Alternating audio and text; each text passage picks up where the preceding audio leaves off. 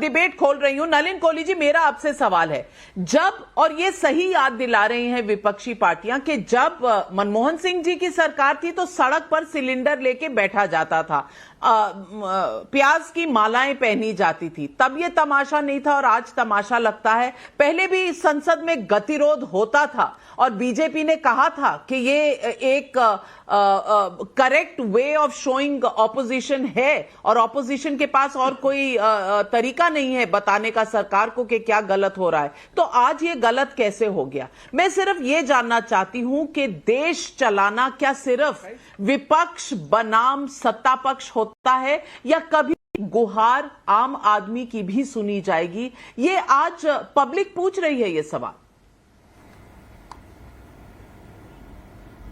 धन्यवाद नाविका जी, प्रासंगिक और महत्वपूर्ण सवाल है।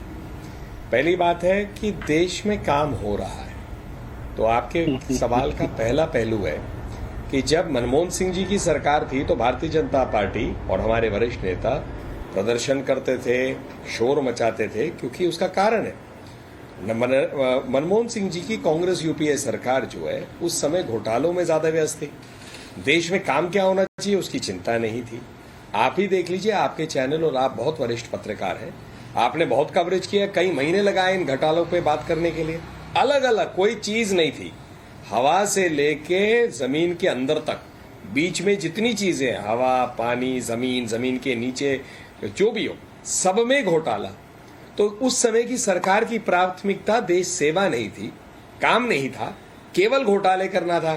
तो विपक्ष की भूमिका के रूप में इन सबको रखते हुए चिल्लाना जरूरी है कि भाई आप अपना काम छोड़ के सिर्फ अगर घोटालों में लगेंगे तो हम लोग चिंतित तो होंगे। आज की मौजूदा सरकार पे आ जाइए, कौन सा घोटाला है 8 साल में, बताइए ना। घोटाला नहीं है तो मैन्युफैक्चर करने का प्रयास किया जाता है, कोर्ट के, सुप्रीम कोर्ट के निर्णय तक पहुंच जाता है, कुछ नहीं मिलता है। नलिन कोहली जी, ये कोई अगर घोटाले हुए थे तो 8 साल से आपकी सरकार है, आपने कितने लोगों को जेल भेजा, कितने केस जीते, ये भी हिसाब दे दीजिए। आंकड़ों की बात हो रही है तो इसका भी हिसाब दे दीजिए। और अगर आप कह रहे हैं कि अभी के दौर में कोई घोटाले नहीं होते तो आपके उत्तर प्रदेश के सरकार में आज क्या हो रहा है? वहां खुद ही मंत्री कह रहे हैं कि ट्रांसफर पोस्टिंग में घोटाले हो रहे हैं। तो नलिन कोहली जी, आज तो विपक्ष की भी जरूरत नहीं है उजागर करने के लिए, आपके अपने मंत्री कह रहे हैं। मैं तीसरा जवाब देता हूं। पहला, क्रिश्चियन मिशेल को कौन लेकर आया? नीरव मोदी हो, सबके हो, किसके पीछे पड़ी है? पैसे देने वाली सरकार ने तो कुछ किया नहीं। जो अगली सरकार आई कोई कदम नहीं छोड़ रही कि इनको वापस लाया जाए। नंबर 2, उत्तर प्रदेश में उजागर हुआ है, एक्शन हुआ है। 24 घंटे में एक्शन कब हुआ? यूपीए की सरकार में। 0 टॉलरेंस है हमारी सरकारों की करप्शन के प्रति, 0 टॉलरेंस। वहां टॉलरेंस ही नहीं थी, एजेंडा था करप्शन का। तीसरी बात आई है कि आप कहते हैं कि इस सरकार क्या, मैं कह रहा था गरीब कल्याण योजना में 80 करोड़ लोगों को 2 साल के लिए अनाज मिला, एक व्यक्ति भूखा नहीं मरा है कोरोना में। तो ये कहां से आ रहे हैं? ये है प्राथमिकता की काम करना है। अगर प्राथमिकता है कि चूल्हा जलना चाहिए तो गैस भी होना चाहिए, टॉयलेट भी बनना चाहिए, मकान भी बनना चाहिए, सड़कें भी बननी चाहिए। हर चीज की प्राथमिकता है नरेंद्र मोदी जी की सरकार की। वो काम अपनी जगह है, लेकिन आप इस बात का जवाब दीजिए कि कल अगर दूध 29 रुपए किलो था तो आज 30 रुपए क्यों है? आप ये बताइए कि 3 दिन पहले अगर चावल 25 रुपए किलो था तो आज 30 रुपए क्यों है? ये सवाल है पब्लिक का। आप नीरव मोदी के लिए लड़ रहे हैं, वो आ नहीं रहा, कोर्टों में सब कुछ है, 2G स्कैम में किसी को पकड़ा नहीं गया, कोलगेट स्कैम में किसी को पकड़ा नहीं गया, और तमाम चीजें आज जनता के सामने है। लेकिन आज जनता पर बनी हुई है क्योंकि इन्फ्लेशन रेट आप देख लीजिए।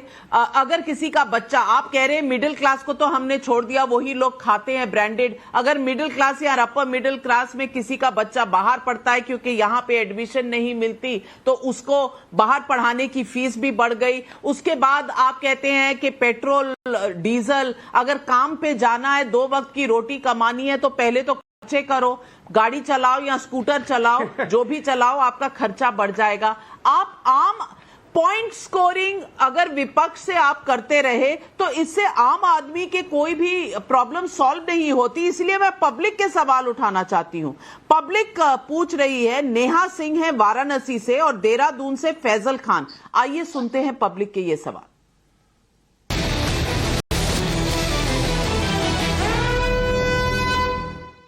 मेरा सवाल बढ़ती हुई महंगाई को लेकर है। आटा दाल पर जीएसटी लगा है या नहीं हमें कोई मतलब नहीं, लेकिन सरकार बताए कि घर का बजट कब तक जेब पर भारी पड़ेगा। मेरा सवाल विपक्ष से इस बात को लेकर है कि अगर विपक्ष जो है महंगाई के लिए जरा सा भी गंभीर है तो वो संसद में नियमों के तहत जो है बहस क्यों नहीं करता, बहस से क्यों भागता है। नलिन कोहली जी, पहला सवाल, किस पे टैक्स बढ़ा रहे किस पे नहीं, पर कब तक घर के बजट पर आपकी नीतियां भारी पड़ेंगी? सिंपल सवाल। बिल्कुल अच्छा सवाल है और इससे सहमत है, कोई इसमें वैद्य नहीं है, लेकिन ये फैक्टर्स हमारे बियॉन्ड कंट्रोल है। आज के भी रिपोर्ट्स पे जो बात हुई है, हमारी सरकार जो है लगातार लगी हुई है कंट्रोल करने में। लेकिन दूसरा सवाल उतना ही महत्वपूर्ण है। आप बताइए, निर्मला जी कोविड से ग्रस्त है, कोविड के समय उन्होंने पूरा सूट पहन के वोट दिया है। विपक्ष क्यों झूठ बता रहा है कि हम लोग बहस के लिए तैयार नहीं है? हमारे पार्टी ने स्पष्ट कहा है कि आइए ना, लेकिन निर्मला जी के स्वास्थ्य को तो ठीक होने दीजिए। तो इसीलिए मैं कहता हूं, सौरभ भारद्वाज जी के एक शब्द से मैं सहमत हूं, ड्रामेबाजी।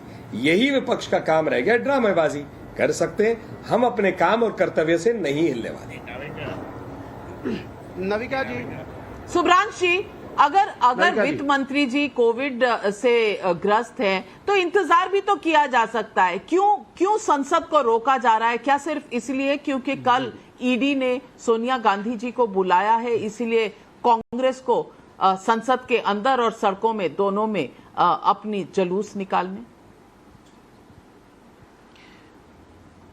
मैडम, मैं दो बातों पे बोलना चाहता हूं। एक तो इन्होंने ऑयल बॉन्ड का जिक्र किया, दूसरा इन्होंने सरकार की प्राथमिकता शब्द यूज किया। मैं बता दूं कि भारतीय जनता पार्टी के सरकार की प्राथमिकता है अपने सूट बूट वाले मित्रों का लोन राइट ऑफ करना। पिछले 8 सालों में इस सरकार ने 11 लाख करोड़ रुपए का लोन राइट ऑफ किया है। ये मैं नहीं कर रहा हूं, भारत सरकार का डेटा है। अगर इनको गरीबों की चिंता होती तो उस 11 लाख करोड़ रुपए को इस देश की जनता के तेल, पानी, आटा, चावल, नमक पे लगाते। एक बात तो ये तो भारतीय जनता पार्टी झूठ ना बोले। और दूसरी इंपॉर्टेंट बात, आपने भी एक बड़ा अच्छा संदर्भ वर्ड यूज किया था मैडम पैकेज में। 44 एडवांस कंट्रियों में भी तो कोरोना है, बिल्कुल सत्य कह रही हैं आप। लेकिन उन 44 कंट्रियों में क्या बता पाएंगी कि उस देश की सरकारों ने अपने किस मित्र का लोन माफ किया है? भारत सरकार की प्राथमिकता है गरीबों का पैसा छीनो। गोरे अंग्रेज शरीर से खून निकालते थे। मैंने एक पिक्चर देखी थी, मर्द, दारा सिंह जी की पिक्चर थी, शरीर से खून निकालते थे। ये उनके अनुयायी काले अंग्रेज हर चीज पे कीमत बढ़ाकर टैक्स वसूलते हैं। मैडम, एक सुब्रांश राय जी, मैं आपको कुछ फैक्ट आपके सामने रखना चाहती हूँ। मैं कुछ फैक्ट्स आपके सामने रखना चाहती हूँ। जब आपकी सरकार गई थी तो जो एनपीए थे वो 3 लाख करोड़ थे। 3 लाख करोड़, मैं बताऊं 3 लाख करोड़ में से कुछ तो राइट ऑफ होने थे, वो आपने नहीं किए, इनको करने पड़े। लेकिन बैड लोन्स में से 8 लाख करोड़ इन्होंने वापस भी लिए हैं। सुब्रांश राय जी अपने ही शो में कम से कम मुझे बोलने की इजाजत तो देंगे। आप अगर फैक्ट्स बता रहे हैं। 1 मिनट आप बोलिए ना, बोलिए 1 मिनट, मेरा सिर्फ 10 सेकंड, सिर्फ मेरा 10 सेकंड। ऐसा है कि ये इकोनॉमिक्स के नंबर ना इकोनॉमिक्स वालों से पूछिएगा। आपके दफ्तर में कई हजार कर्मचारी नौकरी करते हैं। निर्मला सीतारमण जी ने किराए के ऊपर 18% जीएसटी लगाया है। क्या आपने कर्मचारियों की सैलरी बढ़ाई है? वो 18% किराएदार कहां से वो किराए देंगे? और बहुत सारे लोगों को मैं जानता हूं जो रेंट पे रहते हैं। ये है भारत सरकार की हकीकत।